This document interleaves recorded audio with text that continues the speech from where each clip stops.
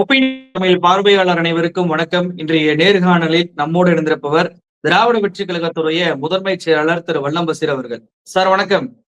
வணக்கம். திமுக அரசியலே தெரியல, ஒரு தலைவர் உருவாகிட்டு இருக்காரு. பெண்கள்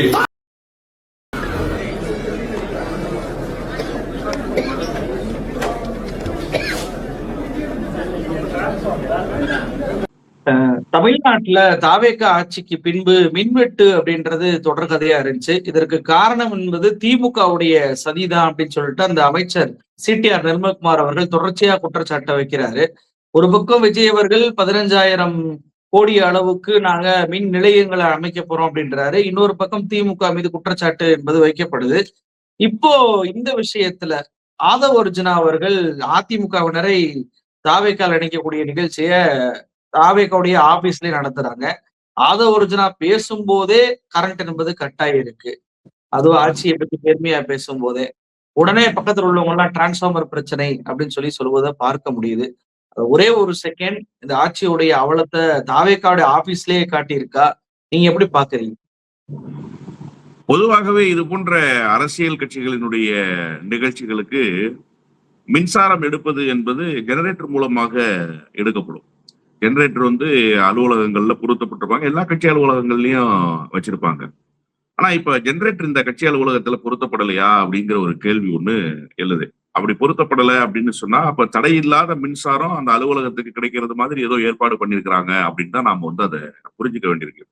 அதையும் கடந்து ஒரு மின் தட்டுப்பாடு என்பது அந்த அலுவலகத்துக்குள்ளேயே ஏற்பட்டிருக்கு, ஆதவ் பேசும்போதே ஏற்பட்டிருக்கு அப்படிங்கிறது உள்ளங்கை நெல்லிக்கனி மாதிரி இந்த அரசு எந்த நிலையில் இருக்கிறது என்பதை எடுத்து காட்டுகிறது என்றுதான் நான் புரிந்து கொள்றேன். அதுல ரொம்ப குறிப்பா என்ன அப்படின்னு கேட்டீங்கன்னா, இந்த மாதிரியான அமைச்சர்கள் கலந்து கொள்கிற நிகழ்ச்சி, அமைச்சர்கள் பங்கேற்கிற விழா, இதுல ரொம்ப சிறப்பு கவனத்தை செலுத்துவாங்க. ஏன்னா அந்த பகுதிக்கு வந்துட்டு போற வரைக்கும் அங்க சாலைகள்ல குப்பைகள் இல்லாம பாத்துக்குவாங்க, வேற எந்த பிரச்சனைகளும் வராத அளவுக்கு பாத்துக்குவாங்க. நீங்க பாத்தீங்கன்னா அன்னைக்கு காலையிலேயே அந்த ரோடெல்லாம் சுத்தப்படுத்தி மேடை அமைக்கிற பணி இதெல்லாம் நடக்கும். அப்போ ஒரு ஆளுங்கட்சியினுடைய அலுவலகம் ஒரு விழா நடக்க போகுது அப்படின்னா அது முன்பே தெரிய வர வேண்டிய நிகழ்வு தான். தெரியாமலாம் நடத்த முடியாது நிகழ்ச்சியை. அப்ப அதுக்கு முன்னேற்பாடாக எல்லாவற்றையும் செய்துவிட்டு போகிற நிகழ்ச்சியிலேயே இப்படி நடக்குது அப்படின்னு சொன்னா அப்ப ஒட்டுமொத்த சென்னையில என்ன நிலவரம் அப்படிங்கிறத யதார்த்தத்தை உணரக்கூடிய அளவுக்கு இந்த நிகழ்வுல மின் தட்டுப்பாடு ஏற்பட்டிருக்கு அப்படின்னு தான் பாக்குறேன். இப்ப இதை சரி செய்யறதுக்கு ஒரு அரசு என்ன நடவடிக்கை மேற்கொண்டிருக்கு? நீங்க சொன்னீங்க இந்த 15,000 கோடி ரூபாய் செலவு செய்வதற்கு தயாராகிவிட்டது அப்படின்னு சொல்லி மின்சார தட்டுப்பாடை சரி செய்ய போறாங்க அப்படின்னு. இப்ப இங்க இருக்கிறது மின்சார தட்டுப்பாடா அல்லது மின்சாரத்தை பகிர்ந்தளிப்பதில் இருக்கக்கூடிய சிக்கலா? நீங்க புதிய மின்சாரம் வாங்கணும் அப்படின்னு ஒரு முடிவு எடுத்தீங்க அப்படின்னு சொன்னா மின் பகிர்மான கழகம் என்ன சொல்லுது? மின்சாரம் நமக்கு போதுமான அளவு கிடைக்கலன்னு சொல்லுதா? இல்ல. அதே மாதிரி இங்க இருக்கக்கூடிய மின்சார உற்பத்திகள் அது எந்த மாதிரியான உற்பத்தியாக இருந்தாலும் சரி, தனியார் உற்பத்தியாக இருந்தாலும் சரி, அல்லது அரசுக்கு கிடைக்கக்கூடிய அந்த உற்பத்திகளாக இருந்தாலும் சரி, அதுல ஏதாவது குளறுபடி இருக்கா? அதுவும் இல்லை. அப்போ மின்சாரத்தை நுகர்வோருக்கு பகிர்ந்தளிக்கக்கூடிய விவகாரத்துல ஒரு சிக்கல் இருக்கு அப்படிங்கிறத நாம புரிஞ்சுக்க முடியுது. அதுக்கு நீங்க 15,000 கோடிலாம் செலவு செய்யவே தேவையில்லை. நிர்வாக சிக்கலை களைவதற்கு அந்த துறை அமைச்சர் அந்த துறை ரீதியான அதிகாரிகளை அழைத்து என்ன செய்யணும்னு முறையாக பேசிட்டாலே அது முடிஞ்சு போயிடும். ஏன்னா இதற்கு முன்பு இருந்த ஆட்சியில சீராகத்தானே மின்சாரம் கொடுக்கப்பட்டது. அப்ப மின்சாரம் ஒண்ணும் தடையெல்லாம் இல்லையே, மின்சாரத்துக்கு எந்த விதமான சிக்கல்களும் வரலையே. அப்படி இருந்திருந்தா அது எப்படி சார் தேர்தல் நாளுக்கு முதல் நாள் வரைக்கும் சரியா போயிட்டு இருக்கு? திமுக ஆட்சி இருக்கிற வரைக்கும் அது சரியா போய்கிட்டு இருக்கு. இப்ப விஜயினுடைய ஆட்சி வந்ததற்கு பிறகுதானே இந்த சிக்கல் என்பது உண்டாகுது.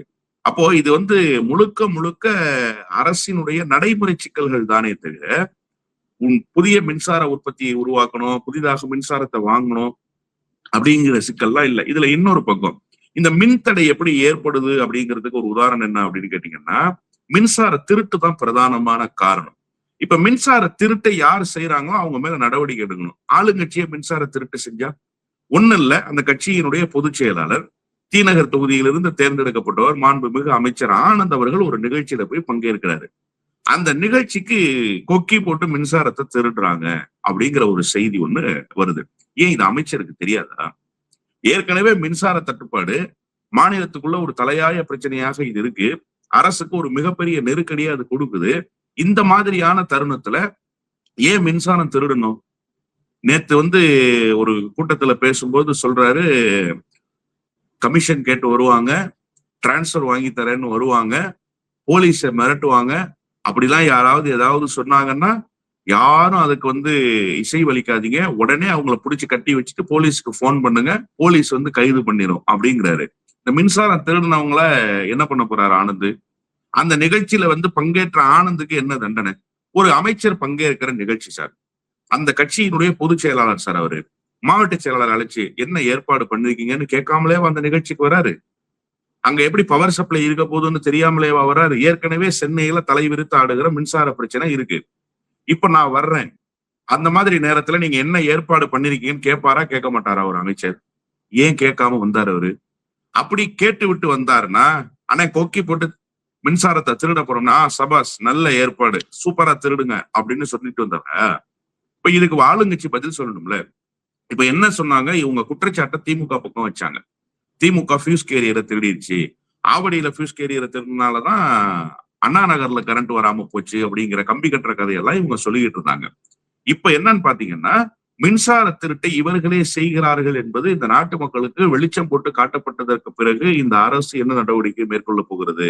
அப்ப இந்த அரசே திட்டமிட்டு செயற்கையாக ஒரு விஷயத்தை செய்துட்டு அந்த பழிய திமுகவின் மீது போடுதா அப்படிங்கிற ஒரு கேள்வி இருக்கு. இப்ப இந்த மின்சார திருட்டு அப்படிதான், அதைத்தான் உணர்த்துது. இந்த திருட்டை செய்தது தாவேகா, இதற்கு துணை போனது அமைச்சர். அவரே இதுக்கு துணையாக இருந்துட்டு அவர் வெளியில வந்து நாடகம் போடுறாரு. யாராவது அதிகாரத்தை வந்து தவறாக பயன்படுத்தினாலோ, ஆளுங்கட்சி பெயரை தவறாக பயன்படுத்தினாலோ நீங்க வந்து நடவடிக்கை எடுங்க. அதுல வேற ரொம்ப தெளிவா சொல்றாரு, எங்களை பாக்குறதுக்கு 100 பேர் வர்றாங்க, நாங்க அவங்க பின்புலத்தெல்லாம் ஆராய முடியுமா? எங்க கூட இருந்து படம் எடுத்துக்கிறாங்க.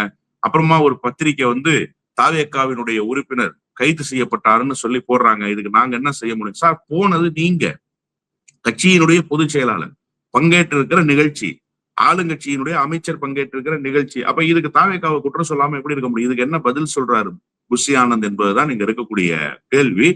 மொத்தத்தில் இந்த மின்சார தடைக்கு, இந்த மின்வெட்டுக்கு பிரதான காரணமே ஆளுங்கட்சியாகத்தான் இருக்கிறது என்பதை இந்த 2 சம்பவங்களும் உணர்த்துவதாகத்தான் நான் புரிந்து கொள்கிறேன். அதுவும் எதிர்கட்சி தலைவருடைய தொகுதியிலே போயிட்டு இவ்வளவு துணிச்சலாக இவங்க பண்றாங்க அப்படின்னா அது ரொம்ப முக்கியம். சேப்பாக்கம் என்பது எதிர்கட்சி தலைவருடைய தொகுதி. அந்த தொகுதியில அதுல கூட அவங்க என்ன நினைச்சிருப்பாங்கன்னு நான் புரிஞ்சுக்கிறேன் அப்படின்னா, இதுக்கு காரணமும் திமுக தான்னு சொல்லி அங்கேயே ஒரு பிரச்சாரத்தை முன்னெடுக்கலாம் அப்படிங்கிற ஒரு முன்னேற்பாடாக கூட அதை செய்திருக்க முடியும் அப்படின்னு தான் நான் வந்து நினைக்கிறேன். இதை திமுக அம்பலப்படுத்துகிற வேலையை செய்யணும். தன்னுடைய தொகுதியில் வந்து இப்படி ஒரு மின்சாரத்தை திருடி இருக்கிறாரு, இதை அந்த நாட்டு மக்களுக்கு எப்படி சொல்வது? இப்ப பத்திரிகையின் வாயிலாக, ஊடகங்களின் வாயிலாக இந்த செய்தியை தெரிஞ்சுக்கிறோம். அப்போ எதிர்கட்சி தலைவர் இந்த சேப்பாக்கத்துல என்னவாக கொண்டு போக போறாரு அப்படிங்கிற ஒரு கேள்வி இருக்குல்ல, அதை அவர் நிச்சயமாக கொண்டு போகணும் மக்கள்கிட்ட. பாருங்க, இந்த மாதிரி நம்ம தொகுதியிலேயே வந்து மின்சாரத்தை திருடிட்டு போயிருக்கிறாரு அமைச்சரு, இந்த திருட்டு வேலை நடந்திருக்கு அப்படிங்கறத எக்ஸ்போஸ் பண்ணணும்னு தான் நான் பாக்குறேன். இப்போ ஆட்சிக்கு முன் ஒரு வேடம், ஆட்சிக்கு பின் ஒரு வேடம் அப்படின்றதுல விஜய் அவர்கள் எக்ஸ்போஸ் ஆகிக்கிட்டே இருக்கிறாரு. ஒரு பக்கம் சட்டமன்றத்தை நாங்க நேரலை பண்ணுவோம்னு சொல்லிட்டு சட்டமன்றத்துல இப்ப இருட்டடி பண்றாங்க. இன்னொரு பக்கம் பாத்தீங்கன்னா தூய்மை பணியாளர்கள் அந்த போராட்டம் என்பது திமுக ஆட்சி காலத்துல இறுதி கட்டத்துல மிகப்பெரிய அளவுக்கு நடந்துச்சு. தூய்மை பணியாளர்களை வந்து தனியார் வசம் ஒப்படைக்க கூடாது அந்த பணியை அப்படின்னு சொல்லிட்டு திமுகவும் அந்த அறிவிப்புல இருந்து வாபஸ் வாங்கினாங்க. ஆனா அதிமுக ஆட்சி காலத்துல ஏற்கனவே கொடுக்கப்பட்ட ஒரு விஷயம்தான். இப்போ தாவேகா விஜய் அவர்கள் ஆட்சிக்கு முன்னாடி தூய்மை பணியாளர்களெல்லாம் பணியூருக்கு அழைத்து வந்து பேசினாரு. அவர் வந்துட்டு கண்டிப்பாக அதுக்கு எதிராக சட்ட உதவியெல்லாம் நாங்க செய்வோம் அப்படின்னு சொல்லிட்டு அறிவிப்பு பண்ணாங்க. ஆதவ் நேர்லயே போய் ஆதரவு கொடுத்தாரு. ஆனா ஆட்சிக்கு வந்த பின்னாடி 40 நாட்கள்லயே பாத்தீங்கன்னா தூய்மை பணியாளர்களை தனியார் வசம் ஒப்படைக்கக்கூடிய டெண்டரை தமிழ்நாடு அரசு விட்டிருக்கிறது. எப்படி பாக்குறீங்க? இரட்டை வேடம் போடுகிறது அரசு என்பது வெட்ட வெளிச்சமாக தெரிகிறது. அதாவது ஆளுங்கட்சியாக வருவதற்கு முன்பு எப்படி வாக்குறுதிகளை அள்ளி தெளித்து விட்டு விஜய் வந்தாரோ, அது போலதான் இந்த தூய்மை பணியாளர் விவகாரத்திலையும். இந்த தூய்மை பணியாளர் விவகாரத்துல இந்த டெண்டரை கேன்சலே பண்ண முடியாதுன்னு சொன்னாங்க சட்ட வல்லுநர்கள். ஏன்னா இது அதிமுக ஆட்சி காலத்துல ஏற்கனவே முடிவு செய்யப்பட்டு விட்ட ஒன்று, இதை மாற்றி அமைக்க முடியாது, இதை மாற்றி அமைப்பதுல சிக்கல் இருக்கு, அது சட்ட ரீதியான பிரச்சனையை உருவாக்கும்னு சொன்னதற்கு பிறகும் திமுக அரசு அதுல தலையிட்டு ஒரு சுமூகமான முடிவை எட்டினாங்க. ரொம்ப சுமூகமா முடிவை எட்டுறதுக்கு நிறைய மெனக்கடல்கள், அதுல வந்து நிறைய என்ஜிஓஸ் வேற இதுல வந்து திமுகவை குறை சொல்கிற விதமாக அந்த போராட்ட களங்களுக்கு போறது, அந்த போராட்ட களங்கள்ல போய் திமுக தான் இதை செய்தது. அதிமுக எடப்பாடி பழனிசாமி தலைமையிலான அரசு. ஆனா பழிபாவத்தை தூக்கி சுமந்தது அண்ணன் மு க ஸ்டாலின் தலைமையிலான அரசுங்கிற அளவுக்கு இந்த பிரச்சனையை திமுகவுக்கு எதிராக திசை திருப்பினாங்க. அந்த நேரத்துல விடுதலை சிறுத்தைகள் போன்ற கட்சிகளும் சரி, அதே மாதிரி தாவேகா போன்ற கட்சிகளும் சரி, களத்துல போய் நின்று நாங்க தூய்மை பணியாளர்களுக்கு ஆதரவாக நிக்கிறோம் அப்படின்னு சொன்னாங்க. அதுல ரொம்ப முக்கியமா என்ன அப்படின்னு கேட்டீங்கன்னா, தாவேகா எளிய மக்களினுடைய குரலை கேட்கக்கூடிய கட்சி. நாங்க மட்டும்தான் பாருங்க, தமிழ்நாட்டிலேயே நாங்க மட்டும்தான் களத்துக்கு வந்திருக்கோம், வேற எந்த கட்சியுமே வரல, நாங்க மட்டும்தான் தூய்மை பணியாளர்களுடைய குரலுக்கு செவி சாய்க்கிறோம் அப்படின்லாம் சொன்னாங்க. அப்புறம் பனையூர் பங்களாவுக்கு கூப்பிட்டு வச்சு பேசினார். அப்ப அவர் நிறைய வாக்குறுதிகளை கொடுத்தாரு. எப்படி இப்ப விவசாயிகளுக்கு வாக்குறுதிகளை கொடுத்தாரோ அந்த மாதிரி வாக்குறுதிகளை கொடுத்து என்ன சொன்னாருன்னா, நாங்க ஓய்வூதியத்துடன் கூடிய பணி நியமன ஆணையை வழங்குறோம் அப்படிங்கிற ஒரு செய்தியை அவர் சொன்னாரு. அது எப்படி சாத்தியப்படும்னு அப்பவே ஒரு கேள்வி எழுந்தது. ஆனாலும் அது பெரிய பேசு பொருள் ஆகாம போச்சு. அது எப்படிங்க ஓய்வூதியத்தோடு கூடிய பணி நியமன ஆணையை இவர் எப்படி வழங்க முடியும்? மாநகராட்சி விவகாரத்துல அப்படி ஒரு முடிவை எடுக்க முடியுமா? ஏற்கனவே இந்த டெண்டரை கேன்சல் பண்ண முடியாதுங்கிற ஒரு சிக்கல் ஒண்ணு இருக்கு. அது சட்ட ரீதியான விஷயங்கள் அதுல இருக்கு அப்படிங்கிற ஒரு கேள்வி எல்லாம் எழுந்தது. போகிற போக்கில் அவர்களுக்கு ஒரு நம்பிக்கை வாக்குறுதியை கொடுத்தாரு. அது மட்டும் இல்லாம நாங்க இந்த தூய்மை பணியாளர் விவகாரத்துல தூய்மை பணியாளர்களுடைய கோரிக்கையின் பக்கம் நிற்போம் அப்படின்னு சொன்னாங்க. அவங்களுடைய கோரிக்கை என்ன அப்படின்னா, பிரதானமானது இந்த தனியாருக்கு தாரை வார்க்க கூடாது, பணி நேரத்தை வரையறை செய்யணும் அப்படிங்கிறது, அதே மாதிரி விடுமுறைக்கான காலத்தை உறுதி செய்து கொடுக்கணும் அப்படிங்கிறது. இது 3 தான் பிரதானமான கோரிக்கை. அப்ப இந்த 3 பிரதானமான கோரிக்கையை அவங்க முன்னிறுத்தி தான் இந்த போராட்டத்தை முன்னெடுத்தாங்க.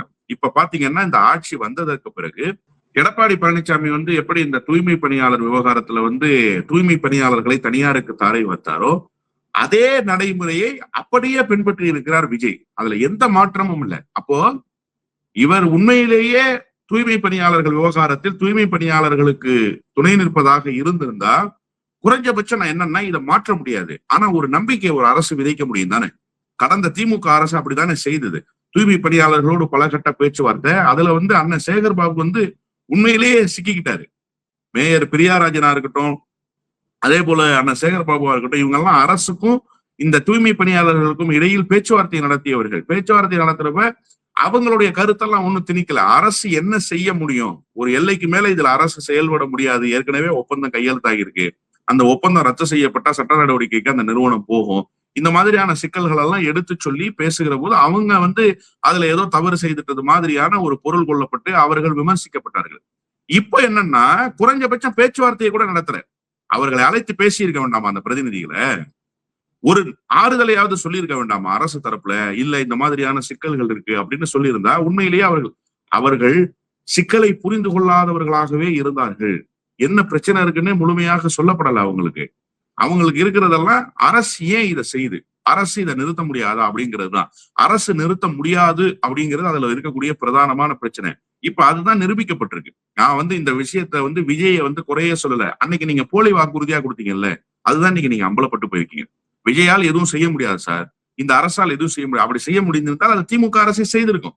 அது செய்ய முடியாதனாலதான் தூய்மை பணியாளர்களுக்கு மேக்சிமம் என்ன பண்ண முடியுமோ அதுலதான் இந்த மதிய சாப்பாடு கொண்டு வந்தாரு. தூய்மை பணியாளர்கள் வேலை செய்கிற இடங்களுக்கே கொண்டு போய் உணவு கொடுக்குற அந்த திட்டத்தை எல்லாம் கொண்டு வந்தாரு.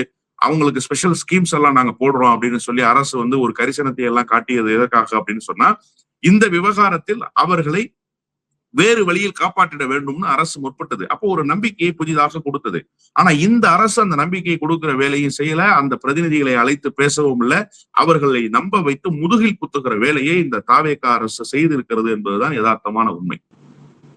விஜயுடைய பிறந்த நாள், அதே போல ராகுல் காந்தியுடைய பிறந்த நாளை முன்னிட்டு அரசு பள்ளியில ஒரு மாரத்தான் போட்டியை காங்கிரஸ் உடைய அமைச்சர் விஸ்வநாதன் அவர்கள் ஏற்பாடு செய்கிறார். அந்த நிகழ்ச்சியில பாத்தீங்க அப்படின்னா விஜயுடைய சினிமா பாடல்கள் எல்லாம் பாடப்படுது. அதுக்கு அமைச்சர் அவர்களே ஆடுறார். ரொம்ப குறிப்பாக சச்சின் படத்தில் வரக்கூடிய ஒரு ஆபாச பாடல், வாடி வாடி வாடி கைப்படாத சிடி அப்படின்ற பாடலுக்கு ஒரு பெண்ணோடு சேர்ந்து அமைச்சரா இருக்கக்கூடிய விஸ்வநாதன் அவர்கள் அரசு பள்ளியில் நடனம் ஆடுவதை எப்படி பார்க்கறீங்க? எப்படியாக மாறி இருக்கிறது இந்த காங்கிரஸ் உடைய நிலைமை அப்படின்றத புரிஞ்சுக்கிறது. ஒரு பரிதாபத்துக்குரிய நிலைக்கு காங்கிரஸ் சேர்ந்திருக்கிறது என்பது வருத்தத்துக்குரிய செய்தி. ஆங்கிலத்திலே சொல்வார்கள் டிசர்வ்டு என்று சொல்வார்கள். இது அவர்களுக்கு விதிக்கப்பட்டது என்று. உண்மையிலேயே இது அவர்களுக்கு விதிக்கப்பட்டது. நீங்க அண்ணன் விஸ்வநாதனை நான் காஞ்சிபுரம் நாடாளுமன்ற உறுப்பினராக இருந்த காலத்திலிருந்து அறிவேன். அவருக்கென்று ஒரு மரியாதை, அவருக்கென்று ஒரு அரசியல் பாரம்பரியம் இருக்கிறது. பாரம்பரியம்னா நான் காலங்காலமாக அரசியல்ல வந்தவர், அவர் வந்து மிட்டாமிராசு ஜமீன்தார் அப்படிலாம் சொல்ல. ஒரு லெகசியை அவர் மெயின்டைன் பண்றாரு காங்கிரஸ்குள்ள. ஒரு நல்ல தலைவர் அப்படிங்கிற அந்த இது வந்து இருந்தது. மேலூர்ல போட்டியிட்டு தோல்வி அடைவார்னு சொன்னாங்க. கடைசியில அவரு வெற்றி பெற்றாரு. நீங்க விஸ்வநாதன் அமைச்சர், காங்கிரஸ் கட்சி இதெல்லாம் கடந்து அவர் தமிழ்நாட்டினுடைய உயர்கல்வித்துறைக்கு அமைச்சர். ஒரு உயர்கல்வித்துறை அமைச்சர் தன்னுடைய மாண்பை குலைக்கிற வகையில் செயல்பட்டு இருக்காரு அப்படின்னா அது தமிழ்நாடு அரசு செயல்பட்டதாகத்தான் பொருள். ஒரு ஆபாச பாட்டுக்கு ஸ்கூல்ல போய் ஆடினாரு அப்படின்னு நீங்க வந்து சொன்னீங்க இல்லையா? இது அந்த மாணவர்களுக்கு எதை கற்பிக்கிறது? ஒரு அமைச்சரே ஒரு பள்ளிக்கூடத்துக்குள்ள போய் இப்படி செய்யறாரு அப்படின்னு சொன்னா இது ஒரு தவறான முன்னுதாரணம் இல்லையா? இதை செய்யலாமா? அதை யோசிக்க வேண்டாமா செய்யறதுக்கு முன்னாடி? அதையெல்லாம் கடந்து ஒரு அமைச்சருக்கு உண்டான மரியாதையும் மதிப்பும் இந்த இடத்துல கேள்விக்குறி ஆகுது அப்படிங்கிற அந்த யோசனை கூடவா இல்ல? எதுவுமே இல்லாம அவர்களுக்கு கிடைத்திருக்கக்கூடிய அந்த அதிகாரம், புதிதா கல்யாணம் பண்ண மனைவிய வந்து பைக்ல ஏத்திக்கிட்டு திடீர்னு பீச்சுக்கு போறது, திடீர்னு சினிமாவுக்கு போறது, திடீர்னு ரெஸ்டாரண்ட்டுக்கு போறது, ஒரு மகிழ்ச்சி இருக்கும் இல்லையா? அந்த மகிழ்ச்சியில இருக்கு காங்கிரஸ். அந்த ஹனிமூன் பீரியட்லயே இருக்காங்க. இன்னமும் அதுல இருந்து அவங்க வந்து வெளியில வரல. காங்கிரஸுக்கு தமிழ்நாட்டுல அமைச்சரா அதை வந்து தினந்தோறும் அவங்க என்ஜாய் பண்ணி பாக்குறாங்க. அதற்கு வாய்ப்பு தந்தார்ல விஜய். அவரை கொண்டாடுகிற முகமாக இவ்வளவு மோசமான நடவடிக்கைகளுக்கு போயிருக்கிறார்கள் என்று பார்க்கிற போது காங்கிரஸ் கட்சிக்கு உண்மையிலேயே இது விதிக்கப்பட்டது என்று இருந்தாலுமே கூட காங்கிரஸ் கட்சிக்கு இருந்த கொஞ்சம் நெஞ்ச மரியாதை, கொஞ்சோன்னு ஒரு மரியாதை இருக்கும்ல காங்கிரஸ் கட்சிக்காரன. பரவாயில்லைங்க, வெள்ளை சொக்கா வெள்ளை வேட்டி கட்டிட்டு கதர் சொக்காயில வரக்கூடிய ஒரு டீசென்டான ஆளுன்ற அந்த இது இருக்குல்ல, அதெல்லாம் ஒண்ணும் இல்லைங்க. அவங்க உள்ளுக்குள்ள பயங்கர அழுக்கா இருக்காங்க. அவங்க வந்து ரொம்ப மோசமான குத்தாட்டம் போடக்கூடிய ஒரு சராசரியாக இருக்கிறார்கள். இந்த குத்தாட்டம் யாரு போடுவா? பொது வெளியில வந்து மது அருந்தியவர்கள் மது மயக்கத்தில் குத்தாட்டம் போடுவாங்க. அப்படி இல்லை அப்படின்னு சொன்னா ஏதாவது பெரிய விழாக்கள் இருக்கு இல்லையா? அந்த கேளிக்கை விழாக்கள், என்டர்டைன்மெண்ட் ப்ரோக்ராம்ஸ் இருக்குல்ல, அங்க போறவங்க பண்ணுவாங்க.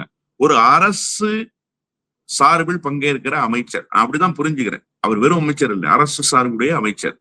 அவர் போய் ஒரு பள்ளிக்கூடத்தினுடைய நிகழ்ச்சியில போய் பங்கேற்கிறாரு, பங்கேற்றுட்டு டான்ஸ் ஆடுறாரு அப்படின்னா தமிழ்நாட்டினுடைய அரசியல் எவ்வளவு மலிவாக போய் கொண்டிருக்கு, காங்கிரசினுடைய அந்த நிலை எவ்வளவு மோசமாக போய் கொண்டிருக்கு அப்படிங்கிறத உண்மையிலேயே நான் அச்ச உணர்வோடு அணுகிறேன். இது காங்கிரஸ் கட்சிக்கான பிரச்சனை தானே, காங்கிரஸுக்கு தானே கெட்ட பேரு, அதுல என்ன இருக்கு அப்படின்னு நான் பார்க்கல. ஒரு கட்சி அதனுடைய கண்ணியத்தை குறைத்துக் கொள்கிறது தமிழ்நாட்டு அரசியல் களத்துல. ஒரு அமைச்சர் தன்னுடைய மாண்பை குலைத்துக் கொள்கிறார் தமிழ்நாட்டுல அப்படிங்கிறப்போ அது தமிழ்நாட்டுக்கு ஏற்பட்டிருக்கிற தலைகுனிவு அப்படின்னு தான் நான் வந்து பாக்குறேன். அண்ணன் விஸ்வநாதன் போன்றவர்களுடைய உயரத்துக்கு இது உண்மையிலேயே அழகல்ல என்றுதான் நான் புரிந்து கொள்கிறேன். ஆட்சியில் பங்கு, அதிகாரத்தில் பங்கு அப்படின்ற கோஷத்தை எழுப்பி அமைச்சர் பதவியை கொடுத்தா காங்கிரஸுடைய செயல்பாடு எப்படி இருக்கும் பாருங்க அப்படின்லாம் பேசினாங்க. ஆனா இன்னைக்கு அமைச்சர் பதவியை கொடுத்த பிறகு இவங்களுடைய செயல்பாடு என்பது ஆபாச பாட்டுக்கு நடனம் அப்படின்றது மாதிரி காண்பிப்பது என்பது காங்கிரஸ் கட்சிக்கு ஒரு இழுக்கு இல்லையா? இது குறித்து பெண்களை குறித்து ஆபாசமாக பாட்டுக்கு ஆடுவதை குறித்து ஜோதிமணி அவர்களும் எதுவுமே கண்டிக்காம இருக்கிறார். காங்கிரஸுக்கு டிஃபெண்ட் பண்ணக்கூடிய இடத்தில் இருக்கக்கூடிய மாணிக்கம் தாக்கூர் அவர்களுமே எந்த ஒரு கருத்துமே சொல்லாம இருக்கிறார். அப்ப காங்கிரஸ் கட்சி இதை அனுமதிக்கிறது அப்படின்னு சொல்லி புரிஞ்சுக்கலாமா? ராகுல் காந்தியுடைய பிறந்த நாளையும் வச்சுதானே இதை பண்றாங்க, வெறும் விஜயோட பிறந்த நாளை மட்டும் வச்சு பண்ணலை. அதாவது ஆட்சியில் பங்கு, அதிகாரத்தில் பங்கு, கூத்தாட்டத்திலும் பங்கு என்கிற இடத்துக்கு காங்கிரஸ் கட்சி வந்திருக்கு. அப்படிதான் நீங்க வந்து அதை புரிஞ்சுக்கணும். நீங்க வரிசையா ஒரு பெயர் பட்டியல் எல்லாம் சொன்னீங்கல்ல, இப்ப அவங்களுக்கு எல்லாம் ஒரு ஏக்க பெருமூச்சு இருக்கு. அடட, விஸ்வநாதன் போய் டான்ஸ் ஆடிட்டாரு, நம்ம ஆட முடியாம இருக்கமே, நம்மளும் ஆடிடணுமே டான்ஸ் அப்படிங்கிற மனநிலையில் தான் மாணிக்கம் தாக்கூர் இருப்பார் என்றுதான் நான் புரிந்து கொள்கிறேன். ஏன்னா நீங்க வந்து கொள்கை பேசுகிற கட்சியோடு சேர்ந்தால் கொள்கை பேச முடியும், போராட்ட உணர்வு உள்ள கட்சியோடு சேர்ந்தால் போராட்டங்களை நடத்த முடியும், வலிமையான அரசை முன்னெடுக்க கட்சியோடு சேர்ந்தால் வலிமையான அரசை முன்னெடுப்பதற்கு துணை நிற்க முடியும். இப்படிதான் காங்கிரஸ் தன்னுடைய பயணத்தை தொடர்ந்திருக்கு. இதுதான் முதல் முறை பாட்டுக்கு டான்ஸ் ஆடுற ஒரு கட்சியோடு சேர்ந்திருக்காங்க. அப்போ அந்த கட்சியோடு சேர்ந்ததற்கு பிறகு இவர்களும் அந்த பணியை செய்துதானே அவர்களோடு நெருக்கம் காட்ட முடியும். இப்ப பாஜகவை எதிர்க்கிற வலிமையை யார் பெற்றிருந்தா தமிழ்நாட்டுல? திமுக பெற்றிருந்தது. பாஜகவை எதிர்ப்பதாக காங்கிரசும் சொல்லுது. அப்ப திமுக ஒரு போராட்டத்தை வலிமையாக முன்னெடுக்கிற போது அங்க போய் திமுகவோடு பங்கை காங்கிரசும் எடுத்துக்கொண்டது இல்லையா? இப்ப இந்த அரசு என்ன செய்யும்னா இந்த மாதிரியான குத்தாட்டங்களை நடத்தும், இந்த மாதிரியான விழாக்களை நடத்தும், இந்த மாதிரியான விழாக்களுக்கு அடித்தளம் அமைக்கும். அப்ப அதுல போய் பங்கேற்பது தானே சார் கூட்டணியினுடைய தர்மம். அதுதானே அவங்க செய்திருக்கிறாங்க. இதையே கிரிட்டிசைஸ் பண்ணணும்னு நீங்க எதிர்பார்க்கறீங்க. கிரிட்டிசைஸ் பண்ண மாட்டாங்க. அவங்களும் தங்களுக்கான வாய்ப்புக்காக காத்திருப்பார்கள் என்றுதான் நான் புரிஞ்சுக்கிறேன். என்ன அண்ணன் வாடி வாடி கைப்படாத செடினா மாணிக்கம் தாகூர் தொட்டப்பட்ட ரோட்டு மேல முட்டை புரட்டான்னு அடுத்த ஒரு பாட்டுக்கு தயாரா இருப்பாரு. அவ்வளவுதானே. அதுல என்ன சிக்கல் இருக்கிறதாக நீங்க நினைக்கிறீங்க? எனவே கண்டனம் எல்லாம் காங்கிரஸ் கட்சி தெரிவிக்காது. காங்கிரஸ் கட்சி தன்னுடைய மாண்பை இழக்கிறோம் அப்படிங்கிற கவலை உணர்வோடு இருக்குன்னு நீங்க நினைக்கிறீங்களா? அதெல்லாம் ஒண்ணுமே கிடையாது. அப்படிப்பட்ட ஒரு எண்ணமே காங்கிரஸ் கட்சிக்கு இல்ல சார். அப்படிப்பட்ட ஒரு எண்ணம் காங்கிரஸ் கட்சிக்கு இருந்திருந்தா நான் ரொம்ப சிம்பிளா கேக்குறேன். திருச்சி வேலுச்சாமி செய்த தவறை விடவா அலீம் புகாரி தவறு செய்துட்டாரு? நீங்க யோசிச்சு பாருங்க. காங்கிரஸ் கட்சி தன்னுடைய சுயத்தை இழக்கல இல்ல சார். காங்கிரஸ் கட்சி இந்த மாதிரியான விவகாரங்களை ஆதரிக்கல இல்ல சார். திருச்சி வேலுச்சாமி அவ்வளவு மோசமாக ஊடகங்களில் வெளிப்பட்டார். ஒரு சின்ன நடவடிக்கை, ஒரு நோட்டீஸ் அனுப்பலையே. அலீம் புகாரி நயமாக வெளிப்படுறாரு. ஒரு உரிமையை அவருக்கு அந்த கட்சி கொடுத்திருக்கு இல்லையா? அந்த கட்சி அடக்குமுறைக்கு உட்பட்ட கட்சியா? கேள்வியே எழுப்பக்கூடாதுன்னு சொல்ற கட்சியா? அவர் எங்காவது காங்கிரஸ் டேமேஜ் பண்ணிட்டாரா? இப்ப பண்றாரு, அது வேற. ஆனா கட்சிக்குள்ள இருக்கிற போது நயத்தகு நாகரிகத்தோடு ஒரு கருத்தை வெளிப்படுத்தினார்ல, அதுக்காக அவர் மீது உடனடியா நடவடிக்கை எடுத்தீங்க. அவர் மீது எடுத்த நடவடிக்கைய ஏன் திருச்சி வேலுச்சாமி மீது நீங்க எடுக்கல? அப்ப காங்கிரஸ் கட்சி எந்த இடத்துக்கு நிக்குதுன்னு புரிஞ்சுக்க முடியுதா? நான் எதுக்காக இதை சொல்றேன் அப்படின்னா, நீங்க கேட்டீங்க ஜோதிமணி கூட கேட்கல, அப்ப காங்கிரஸ் கட்சி இதை ஏற்குதா? மாணிக்கம் தாகூர் கூட இதை பத்தி எதுவுமே கருத்து தெரிவிக்கல. அப்ப காங்கிரஸ் எப்போதோ தன்னுடைய தரத்தை தாழ்த்தி கொண்டு விட்டது. காங்கிரஸ் இப்படிதான் இயங்க போகுது. அதனால காங்கிரஸ் இது குறித்தெல்லாம் கேள்வி எழுப்பாது. நீங்க வேணா பாருங்க, இன்னொரு பெரிய மேடை போட்டு இப்ப இந்த எம்பி ஆனார் இல்லையா, அவர் பேர் என்ன, பிரவீன் சக்கரவர்த்தியா அவர் பேரு. அவர் அடுத்து ஒரு டான்ஸுக்கு அவர் கொஞ்சம் எலைட்டான டான்ஸுக்கு அவர் ரெடி ஆயிடுவார் பாருங்க. இவங்க ரேஞ்சுக்கு இவங்க ஒரு பாட்டுன்னா அவர் ரேஞ்சுக்கு அவர் ஒரு பாட்டுக்கு தயாராகி விடுவார். காங்கிரஸ் கடைசியில் கரகாட்ட கோஷ்டியாக மாறிவிடும் என்பதுதான் யதார்த்தமான உண்மை. நிகழ்ச்சிகளை பல்வேறு தகவல்களை நம்ம நேற்று பகிர்ந்துட்டீங்க. ரொம்ப நன்றி. நன்றி.